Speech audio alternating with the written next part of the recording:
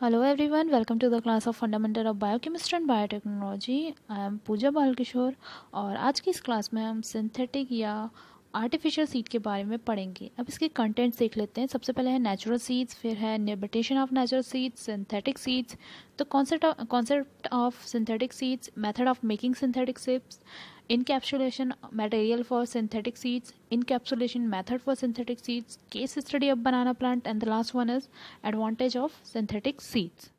हम इन्हीं पॉइंट्स के ऊपर डिस्कशन करेंगे। सबसे पहले हम यहाँ पे देखते हैं कि नेचुरल सीड्स क्या होते हैं। प्लांट की बात करते हैं तो प्लांट के जो फ्रूट्स और फ्लावर्स रहते हैं उसके सेंटर पॉइंट पर एक हार्ड स्ट्रक्चर होता है जो कि कहलाता है सीड।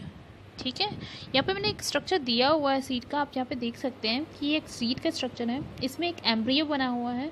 ये एम्ब्रियो ही प्लांट से का रूट और शूट का डेवलपमेंट करता है। अब उसके लिए उसे जो न्यूट्रिएंट चाहिए होते हैं वो न्यूट्रिएंट उसे फूड स्टोर जो दिख रहा है ऑर्गन सीड का उससे वो उसे प्राप्त होता है। उसके बाद लास्ट इसका दिख रहा है structure seed coat. Seed coat उसे एक मेम्ब्रेन की तरह काम करता है जो उसे प्रोटेक्ट करता है बाहरी खतरों से, इन्वायरमेंट से। ठीक है, अब इस सीड का फ़ायदा क्या हुआ? तो सीड का फ़ायदा यही होता है कि इसे आसानी से एक जगह से दूसरी जगह मूव किया जा सकता है। अनफेवरेबल कंडीशन में ये अपने आप को स्लीप मोड में कर देता है, डॉर्मेंसी दिखाता है, और जब फेवरेबल कंडीशन मिलती है तो ये ग्रो करके एक नया प्लांट बनाता है। अब इसके लिमिटेशंस देख लेते हैं। सबसे पहले maintaining genetic variation are difficult. ठीक है, चूँकि एक प्लांट से अगर कोई सीड प्रोड्यूस हो रहा है तो वो एक ही टाइप के प्लांट्स प्रोड्यूस करता है जिससे उनमें वेरिएशन आने के चांसेस बहुत कम रहते हैं। तो ये एक इसका ड्रॉबैक होता है। उसके बाद कुछ फ्रूट्स ऐसे होते हैं जो सीड प्रोड्यूस नहीं करते हैं, तो ये भी बहुत बड़ी दिक्कत है। इसके अलावा यहाँ पे थर्ड पॉइंट देखिए, difficult in deciduous plants for reproduction. कुछ प्लांट्स ऐसे होते हैं जिनके मेल प्लांट्स और फीमेल प्लांट्स दोनों अलग अलग होते हैं, तो उनमें भी सीड का फॉर्मेशन होना और उससे नए प्लांट का प्रोडक्शन होना ये बहुत डिफ़िकल्ट प्रोसेस हो जाती है। तो ये भी पॉसिबल नहीं हो पाता इनमें नेचुरल सीड्स में।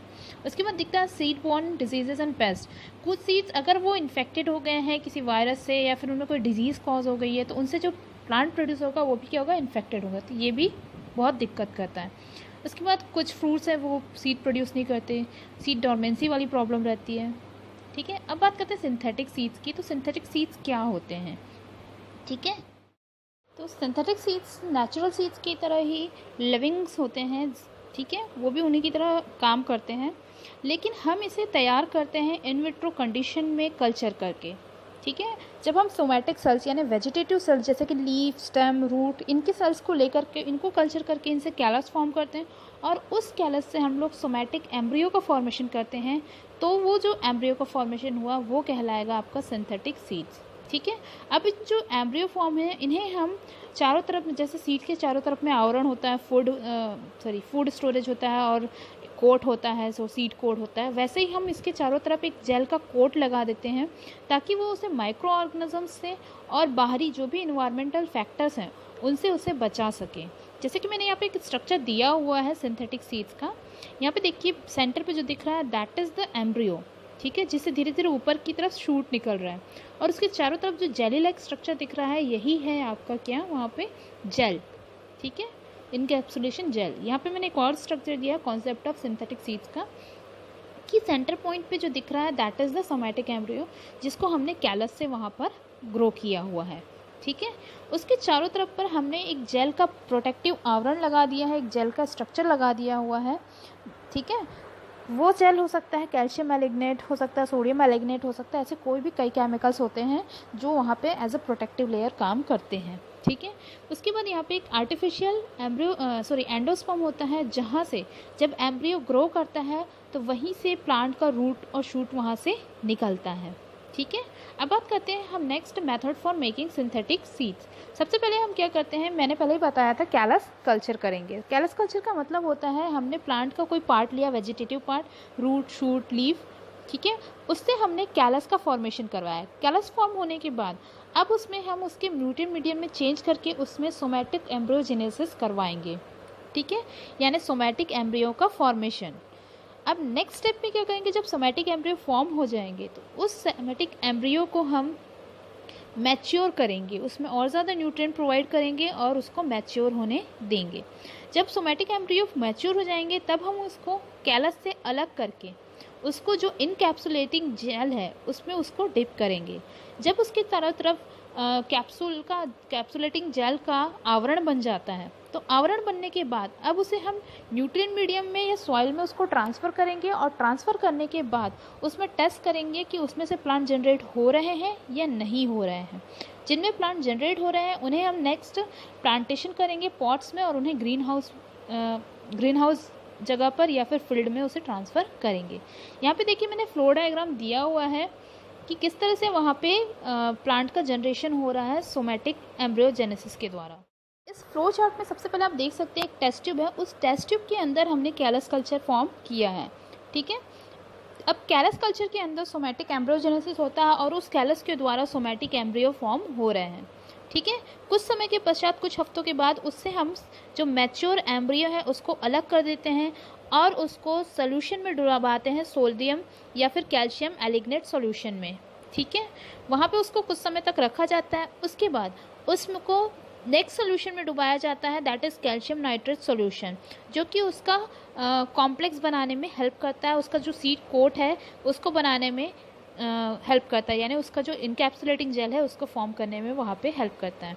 जब आपके जो एम्ब्रियोज हैं वो कैप्सुलेटेड हो जाते हैं, उनके बाहर पूरा आवरण बन जाता है, जैसे कि नेचुरल सीड्स में होता है वैसा आवरण हो जाता है, तब उसे हम अलग कर लेते हैं और उसे या तो हम न्यूट्रिएंट मीडियम में या फिर सॉइल में वहाँ पे जनरेट करके टेस्ट करते हैं कि वो जो प्रोसेस की है हमने वो सही हुआ है कि नहीं हुआ। अगर उससे प्लांटलेट जनरेट होते हैं, छोटे छोटे प्लांट्स जनरेट होते हैं, दैट मीन्स वो सक्सेसफुल हो गया है। तो यहाँ पे देखिए सबसे पहले मैंने उसको एक मीडियम में ग्रो किया है, टेस्ट कर रहे हैं कि वो ग्रो कर रहा है कि नहीं कर रहा है। अगर उससे प्लांटलेट जनरेट हो रहा है दैट मीन्स वो सक्सेसफुल हुआ है। जिन एम्ब्रियोज से प्लांटलेट जनरेट नहीं होते हैं उन्हें वहाँ से अलग कर दिया जाता है। ठीक है, वैसे ही दूसरे प्रोसेस में देखिए ध्यान से कि हमने जो सीड्स थी उसको जैसे हम नॉर्मल सीड्स को सॉइल में लगाते हैं वैसे ही इनको भी सॉइल में हमने क्या कर दिया, लगा दिया है। सॉइल में लगाने के बाद जिन सीड्स से प्लांटलेट जनरेट हो रहे हैं वो एक्सपेरिमेंट वहाँ पे सक्सेसफुल हुआ है और जिनसे नहीं हुए हैं उन्हें हम वहाँ से हटा देते हैं क्योंकि उनमें प्लांट जनरेट नहीं होगा। उसके बाद जिनसे वो प्लांटलेट जनरेट हो गए हैं उन्हें प्लॉट में करके फील्ड में या फिर ग्रीन हाउस में ट्रांसफ़र कर देते हैं। आगे यहाँ पे देखिए मैंने नेक्स्ट दिया है encapsulation material for synthetic seeds. ठीक है, यानी उसको कैप्सुलेशन करने के लिए उसके चारों तरफ जेल का कैप्सूल करने के लिए क्या क्या चीज़ें चाहिए होती है, कौन कौन से केमिकल्स ले सकते हैं। यहाँ पे देखिए सोडियम एलिग्नेट को कैल्शियम सॉल्ट के साथ जब हम मिक्स करेंगे, ठीक है, तो वहाँ पे उसका जो कॉन्सेंट्रेशन 30-100 का रहेगा, 30 से 100 का रहेगा, तो वहाँ पे जो एनकैप्सुलेटिंग जेल है उसका फॉर्मेशन होगा। वैसे ही यहाँ पे सोडियम एलिग्नेट विद जेलेटिन और कैल्शियम क्लोराइड का करने पर होता है। फिर कैरेजिनम और पोटेशियम क्लोराइड और अमोनियम क्लोराइड से हो सकता है। फिर लोकस्ट बीन गम का पोटेशियम क्लोराइड अमोनियम क्लोराइड के साथ कॉम्बिनेशन करने पर वहाँ पे होगा।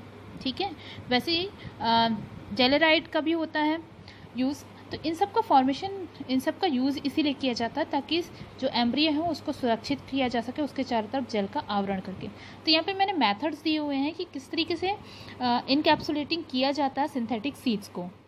मेथड होता है ड्रॉपिंग प्रोसीजर। इसमें आप ध्यान से देख सकते हैं कि सबसे पहले इसमें एक पूरा सिस्टम काम करता है। सबसे ऊपर वाले जो कंटेनर होता है उसमें भरा होता है सोडियम एलिग्नेट, जिसको हम ड्रॉप के फॉर्म में नीचे गिराते जाते हैं। ठीक है, अब उस ड्रॉप जो गिर रहा है उसके अंदर में हम माइक्रोपिपेट या फिर किसी फॉर्सेप की हेल्प की सहायता से उस ड्रॉप के अंदर में हम सोमैटिक एम्ब्रियो को इंसर्ट कराते हैं। अब ये जो ड्रॉप है जिसके अंदर में आपका सोडियम एलिग्नेट और सोमैटिक एम्ब्रियो है वो सीधे नीचे जाकर कैल्शियम नाइट्रेट सोल्यूशन में गिरता है और 20 मिनट तक उसमें रखा रहता है, जिससे एम्ब्रियो के चारों तरफ में एक प्रोटेक्टिव जेल लाइक आवरण तैयार हो जाता है। ठीक है, उसके बाद उसे हम अलग कर लेते हैं उस सॉल्यूशन से और वॉश करते हैं। वॉश करने के बाद आपको वहाँ पे सिंथेटिक सीड्स प्राप्त हो जाते हैं। ठीक है, अब नेक्स्ट प्रोसीजर देखते हैं, ऑटोमेटिक इनकैप्सुलेशन प्रोसीजर। यह प्रोसेस एक मशीन के द्वारा परफॉर्म की जाती है जिसके द्वारा आर्टिफिशियल सीड्स को आसानी से प्रोड्यूस किया जाता है। इसमें एक सप्लाई टैंक होता है। इस सप्लाई टैंक के अंदर में आपका सोडियम एलिगिनेट सॉल्यूशन प्लस आपका जो एम्ब्रियो रहता है, सोमेटिक एम्ब्रियो रहता है, वो उसमें भरा हुआ रहता है। ठीक है, यहाँ पर उसके चारों तरफ में एक कोट का फॉर्मेशन हो जाता है। दैट मीन्स आपका एलिगिनेट कैप्सूल वहाँ पे फॉर्म हो जाता है।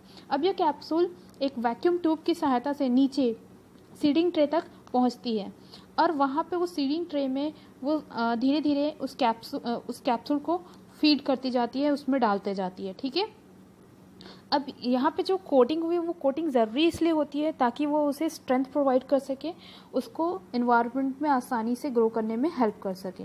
ठीक है, उसके बाद हम इस सीड्स को स्टैनले प्लांटर की मदद से खेतों में आसानी से लगा सकते हैं। ठीक है, ये हो गई प्रोसेस। अब यहाँ पे मैंने एक केस स्टडी आपके साथ शेयर किया हुआ है। यहाँ बनाना प्लांट का केस स्टडी है जिसमें सिंथेटिक सीड्स का मैंने स्ट्रक्चर यहाँ पे दिखाया है। अब यहाँ पे देखिए प्रोसेस कैसा काम करती है। तो सबसे पहले हम जो प्लांट का जो वेजिटेटिव पार्ट होता है, यानी कि लीफ, स्टेम, रूट, इनको लेते हैं और इनसे कैलस का फॉर्मेशन करते हैं। कैलस का फॉर्मेशन करने के बाद उसमें सोमेटिक एम्ब्रियोजेनेसिस के द्वारा एम्ब्रियो का फॉर्मेशन करते हैं। एम्ब्रियो का फॉर्मेशन होने के बाद हम उस एम्ब्रियो को सोडियम एल्यूगिनेट सोल्यूशन में डिप करते हैं। सोडियम एल्यूगिनेट सोल्यूशन में डिप करने के बाद उस एम्ब्रियो के चारों तरफ में जेल का इनकैप्सुलेशन हो जाता है, जो कि सेकंड पिक्चर में दिख रहा होगा आपको। उसमें मोतियों के दाने के बराबर आपको इनकैप्सुलेटेड सीड्स दिख रहे हैं। ये होते हैं आपके इनकैप्सुलेटेड सिंथेटिक सीड्स। ठीक है, ये फॉर्मेशन होने के बाद अब हम इसे नेक्स्ट मीडियम में ट्रांसफ़र करेंगे। नेक्स्ट मीडियम में ट्रांसफ़र करने के बाद यहाँ पे नेक्स्ट पिक्चर देखिए आप लोग, पिक्चर नंबर सी को देखिए। पिक्चर नंबर सी में आपको दिख रहा है हमने उसे नेक्स्ट मीडियम में ट्रांसफ़र किया। नेक्स्ट मीडियम में ट्रांसफ़र करने के बाद अब इसमें से धीरे धीरे 2 हफ्तों के बाद वहाँ पे से जो शूट है वो फॉर्म होना शुरू हो जाते हैं। ठीक है, यानी एम्ब्रियो से आपका शूट का फॉर्मेशन स्टार्ट हो चुका है। उसके बाद पिक्चर नंबर डी में देखिए, एम्ब्रियो से शूट फॉर्म होने के बाद पिक्चर नंबर डी में देखिए, वहाँ पर शूट और रूट दोनों का फॉर्मेशन हो चुका है। शूट और रूट का फॉर्मेशन होने के बाद उसमें से छोटे छोटे प्लांटलेट्स बन गए हैं। छोटे छोटे प्लांटलेट्स बनने के बाद अब हमें पता चल गया कि कौन सा एम्ब्रियो वहाँ पे कम्प्लीटली प्रोसेस्ड हुआ है और कौन सा नहीं हुआ है। जो हो चुके हैं, जिनसे प्लांटलेट जनरेट हो चुके हैं, उनसे प्लांटलेट को ले करके हम उसे प्लांट पॉट्स में लगा देते हैं। पॉट्स में लगाने के बाद हम उसे फील्ड्स में या फिर ग्रीन हाउसेस में ट्रांसफ़र कर देते हैं। इस तरीके से बनाना प्लांट्स को सोमेटिक एम्ब्रियोजेनेसिस के द्वारा, सिंथेटिक सीड्स के द्वारा जनरेट किया जा सकता है आर्टिफिशियल तरीके से एसेप्टिक कंडीशन में। ठीक है, ऐसे प्लांट्स हमारे लिए बहुत ज़्यादा फ़ायदेमंद होते हैं जब हम सिंथेटिक सीड्स के द्वारा प्लांट्स को जनरेट करते हैं। ये virus free, disease free plants होते हैं। ठीक है, अब बात करते हैं हम यहाँ पे नेक्स्ट में एडवांटेज ऑफ सिंथेटिक सीड्स की। सबसे पहला होता है पॉइंट कि आर्टिफिशियल सीड्स के द्वारा हम हाइब्रिड प्लांट का आसानी से प्रोपगेशन कर सकते हैं। ठीक है, दूसरी बात यह है कि इसके द्वारा हम क्या कर सकते हैं कि वायरस फ्री, डिजीज़ फ्री हम प्लांट को जनरेट आसानी से कर सकते हैं। ठीक है, नेक्स्ट पॉइंट बात करते हैं। तो नेक्स्ट पॉइंट में ये है कि आर्टिफिशियल सीड्स के द्वारा हम ज़्यादा फूड प्रोड्यूस करने वाले या ज़्यादा प्रोडक्शन करने वाले प्लांट्स प्रोड्यूस कर सकते हैं। साथ ही साथ हम इन्वायरमेंट फ्रेंडली प्लांट, ठीक है, जो इन्वायरमेंट को नुकसान नहीं पहुंचाते, उनका प्रोडक्शन हम इसके द्वारा कर सकते हैं। उसके बाद बात करते हैं तो इनकी जो सीड डॉर्मेंसी जो पीरियड होता है, जो उनकी सुसुप्तता अवस्था होती है, उसकी ज़रूरत नहीं होती है। यानी कि उनको फेवरेबल कंडीशन हमेशा मिलता है यहाँ पे आर्टिफिशियल तरीके से, तो उसकी ज़रूरत यहाँ पे पड़ती ही नहीं है। उसके बाद बात करते हैं जेनेटिक यूनिफॉर्मिटी ऑफ क्रॉप्स की। तो क्रॉप्स की जो वैरायटीज़ हैं वो हम नया इसमें से प्रोडक्शन करवा सकते हैं। ठीक है, आर्टिफिशियल सीड टेक्नोलॉजी के थ्रू। उसके बाद हम क्या कर सकते हैं, जो क्रॉप्स हैं उनमें मॉडिफिकेशन कर सकते हैं और जो इंडेंजर्ड स्पीशीज़ हैं उनको हम आर्टिफिशियल सीड्स के द्वारा जनरेट कर सकते हैं।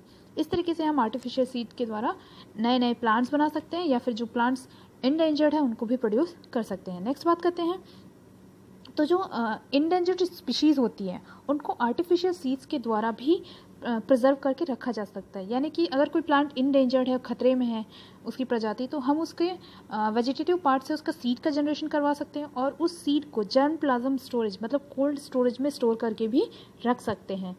क्लियर है। उसके बाद बात करते हैं इसके प्रोडक्शन की। तो ये इसका जो प्रोडक्शन है इसके लिए किसी का पर्टिकुलर इन्वायरमेंट की ज़रूरत नहीं है, हम आर्टिफिशियल इनको इन्वायरमेंट प्रोवाइड कर सकते हैं। तो यानी थ्रू आउट द ईयर हम साल के किसी भी टाइम पर इसका प्रोडक्शन आसानी से करवा सकते हैं। Thank you.